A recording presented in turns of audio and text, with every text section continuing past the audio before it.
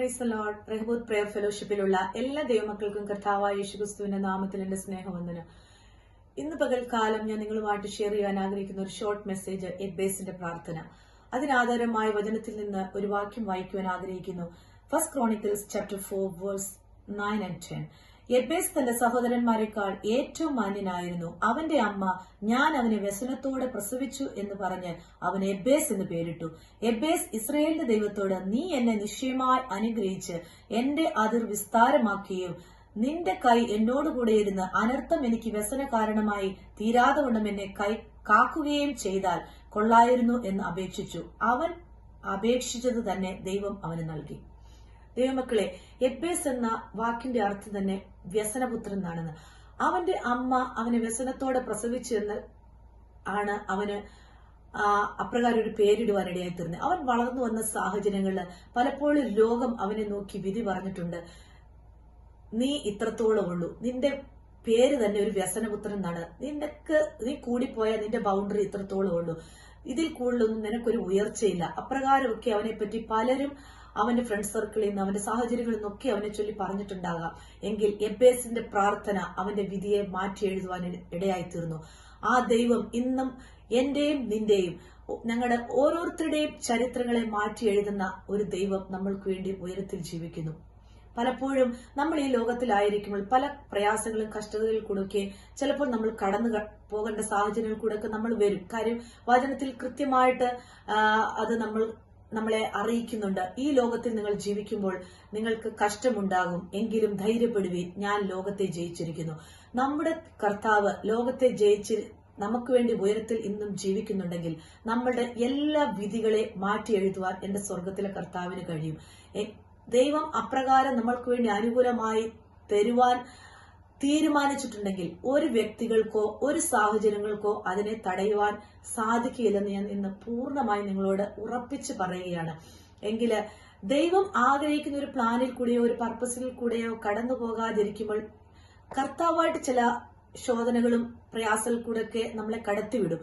അതൊരിക്കലും അന്നേരം നിങ്ങൾ ചിന്തിക്കരുത് എന്നെ തകർക്കുവാനോ എന്നെ മുടിക്കുവാനോ ആണ് ഒരിക്കലും നമ്മൾ ചിന്തിക്കുവാൻ പാടില്ല. നിന്നെ പണിതെടുത്ത് പൊന്നാക്കി പുറത്തു കൊണ്ടുവരുവാനാണെന്ന് ദൈവം ഇന്ന് എന്നോടും നിന്നോടും വ്യക്തമായി ആലോചന പറയുകയാണ്.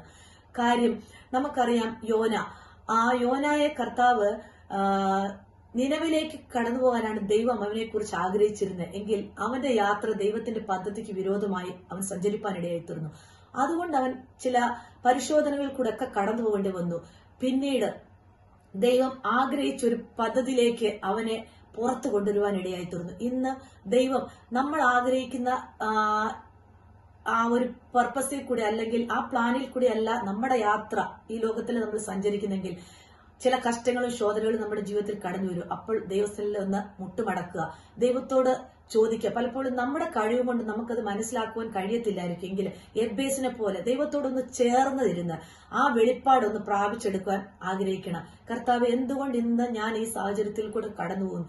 തീർച്ചയായിട്ടും ദൈവം അത് നമ്മളെ മനസ്സിലാക്കി തരുവാൻ ശക്തനായ ഒരു ദൈവമാണ്. കാര്യം നമ്മൾ എപ്പോഴും നമ്മുടെ ഒരു ഭാവി ഇല്ല, നമ്മുടെ കുടുംബം, നമ്മുടെ തലമുറ, നമ്മുടെ ബിസിനസ്, നമ്മുടെ ജോലി എല്ലാം നന്നായിട്ട് കടന്നു പോകണമെന്ന് ആഗ്രഹിക്കുന്ന ഒരു വ്യക്തിയാണ്. അതിന് ഇപ്രകാരം യെരമ്യാ പ്രവാചകന്റെ പുസ്തകത്തിൽ ഇപ്രകാരം എഴുതുന്നുണ്ട്: നിങ്ങൾ പ്രത്യാശിക്കുന്ന ശുഭഭാവി വരുവാൻ തക്കവണ്ണം ഞാൻ നിങ്ങളെക്കുറിച്ച് നിരൂപിക്കുന്ന നിരൂപണം ഇന്നവ എന്ന് ഞാൻ അറിയുന്നു, അത് തിന്മയ്ക്കല്ല നന്മയ്ക്കായി അത്രേ എന്ന് ഞാൻ അറിയുന്നു. ദൈവത്തോടൊന്ന് ചേർന്നിരിക്കുവാൻ നമുക്ക് കഴിയട്ടെ. ദൈവമക്കളെ, ദൈവത്തെ ഒന്ന് യാഥാർത്ഥ്യമായി വിളിച്ചപേക്ഷിക്കുവാൻ ഒന്ന് നമുക്ക് കഴിയട്ടെ. തീർച്ചയായിട്ടും നമ്മൾ ആഗ്രഹിക്കുന്ന ആ ശുഭഭാവി തീർച്ചയായിട്ടും നമ്മൾക്ക് ദൈവം തരുവാൻ ശക്തനായ ഒരു ദൈവമാണ്.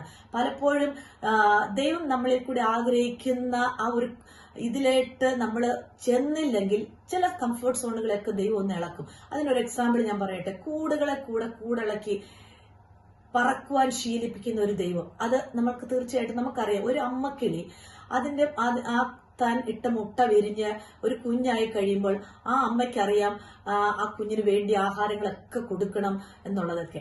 അപ്പോൾ അതിനുവേണ്ടിയുള്ള എല്ലാ രീതികളും ചെയ്ത് പുറത്തുപോയി അതുങ്ങൾക്ക് തീറ്റ കൊണ്ടൊന്ന് കൊടുത്ത് അതിനെ പോഷിപ്പിക്കുവാനൊക്കെ ഇടയായി തരും. എങ്കിൽ ഒരു പരിധി കഴിയുമ്പോൾ അമ്മയ്ക്കറിയാം ഇനി ഇതിന്റെ അകത്ത് ഇരിക്കുവാനുള്ളതല്ല ഈ കുഞ്ഞ്, എന്നെ പോലെ ഒന്ന് ചിറകടിച്ചൊക്കെ ഒന്ന് പറന്ന് പുറത്തുപോയി തന്നെത്താനെ അവന്റെ ഒരു സ്വന്തം കഴിവ് കൊണ്ട് നിൽക്കുവാൻ കഴിയണം എന്ന് ആഗ്രഹിക്കുമ്പോൾ പതുക്കെ ആ കംഫോർട്ട് സോണിൽ നിന്നൊക്കെ അമ്മ ആ കുഞ്ഞിനെ ആ കൂടൊന്ന് ഇളക്കുവാൻ ഇടയെത്തിരുന്നു. ആ ഇളക്കുന്ന സമയത്ത് ചിലപ്പം ആ കുഞ്ഞ് താഴെ പോകാം.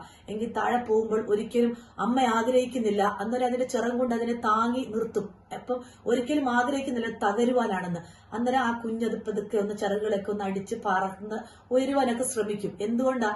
അതിനറിയാം ഇനി ഞാൻ ഇങ്ങനെ നിൽക്കുവാനല്ലെന്നുള്ളത് അതുങ്ങൾക്ക് മനസ്സിലാകും.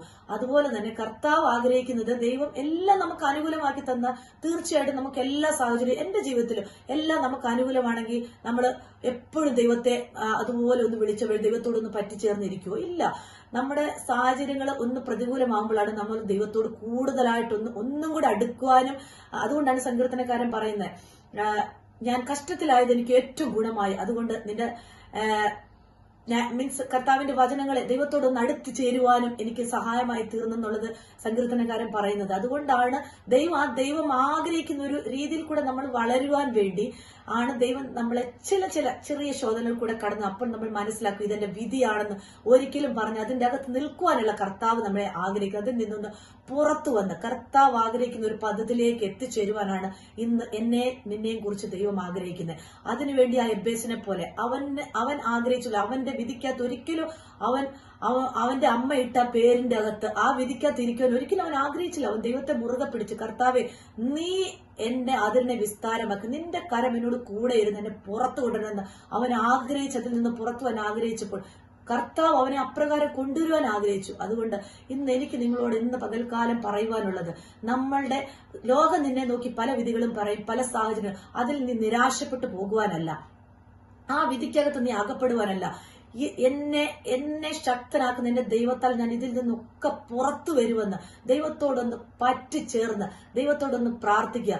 അപ്രകാരം അതുകൊണ്ട് ദൈവം നമ്മളെ ധൈര്യപ്പെടുത്തും. പല പ്രോമിസുകൾ ദൈവം നമ്മൾക്ക് തന്നിട്ടുണ്ട്. ഭയപ്പെടേണ്ട, ഞാൻ നിന്നോട് കൂടെയുണ്ട്. ഭ്രമിച്ചു നോക്കേണ്ട, ഞാൻ നിന്റെ ദൈവമാകുന്നു, ഞാൻ നിന്നെ സഹായിക്കും, ഞാൻ നിന്നെ ശക്തീകരിക്കും, എന്റെ നീതിയുള്ള വലം കൈകൊണ്ട് ഞാൻ നിന്നെ താങ്ങുമെന്നാണ് ദൈവത്തിന്റെ വചനം നമ്മളെ ധൈര്യപ്പെടുത്തുന്നത്. ഇന്ന് പകൽക്കാലം എന്നെ കേൾക്കുന്ന ഏതെങ്കിലും ഒരു ദൈവമക്കള് ഇന്ന് ഏതെങ്കിലും ഒരു വിധികളിൽ കൂടെ മറ്റുള്ളവരുടെ വിധിക്കകത്ത് നിങ്ങൾ പെട്ടിരിക്കുന്നുണ്ടോ? മറ്റുള്ളവരുടെ വാക്കുകളാൽ നിങ്ങൾ നിരാശപ്പെട്ടിരിക്കുന്നുണ്ടോ? ഇന്ന് പകൽക്കാലം ഞാൻ ഒരു വാക്ക് നിങ്ങൾക്ക് വേണ്ടി പ്രാർത്ഥിക്കുവാൻ ആഗ്രഹിക്കുന്നു. എന്നെ കേൾക്കുന്ന എല്ലാ ദൈവജനത്തിനു വേണ്ടി ഒരു വാക്ക് ഞാൻ പ്രാർത്ഥിക്കുവാൻ ആഗ്രഹിക്കുകയാണ്. സ്വർഗീയ നല്ല പിതാവേ, എന്റെ കർത്താവെ, ഈ വചനം ശ്രവിച്ച നിന്റെ മക്കൾക്ക് വേണ്ടി ഇന്ന് പകൽക്കാലം ഞാൻ പ്രാർത്ഥിക്കുന്നു. ആരെങ്കിലും ഏതെങ്കിലും വിധത്തിലുള്ള ഒരു വിധിക്കകത്ത് ഇന്ന് ജനം കടന്നുപോയിക്കൊണ്ടിരിക്കുന്നുണ്ടെങ്കിൽ എല്ലാ വിധികളെയും പൊളിച്ചടക്കി അതിൽ നിന്നൊക്കെ പുറത്തു കൊണ്ടുവരുവാൻ ശക്തനായ എന്റെ യഹോവയുടെ കരം ഇന്ന് ഈ വചനത്തിൽ കൂടെ എബ്ബേസിന്റെ അതിരിനെ വിസ്താരമാക്കി അവന്റെ ആ വിധിയിൽ നിന്ന് അവനെ പുറത്തു കൊണ്ടുവന്ന് അവനെ ഒരു മാന്യനാക്കി തീർത്ത എന്റെ ദൈവം ഇന്ന് എന്നെ ശ്രവിക്കുന്ന ഈ ജനത്തിനു വേണ്ടി സ്വർഗം ഇറങ്ങി പ്രവർത്തിക്കണമെന്ന് ആത്മാർത്ഥമായി ഞാൻ പ്രാർത്ഥിക്കുന്ന കർത്താവെ. ദൈവം അത്ഭുതങ്ങൾ ചെയ്യുന്ന ദൈവമാണെന്ന് ഞാൻ പൂർണ്ണമായി വിശ്വസിക്കുന്നു. കർത്താവെ, ദൈവം അപ്രകാരം അവരെ ദൈവം പുറത്തു കൊണ്ടുവരണമേ. സന്തോഷം അവരെ ഉഡിപ്പിക്കുമാറാകണമേ.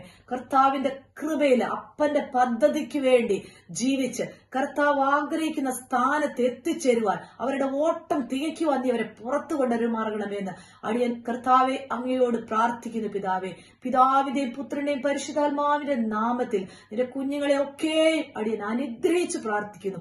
സകല മഹത്വം അങ്ങേക്കുന്നാഥ. യേശുവിന്റെ നാമത്തിൽ ചോദിക്കുമ്പോൾ കൃപയോടെ കേൾത്ത് ഉത്തരമരുളുമാറാകണമേ. ആമേൻ. God bless you all.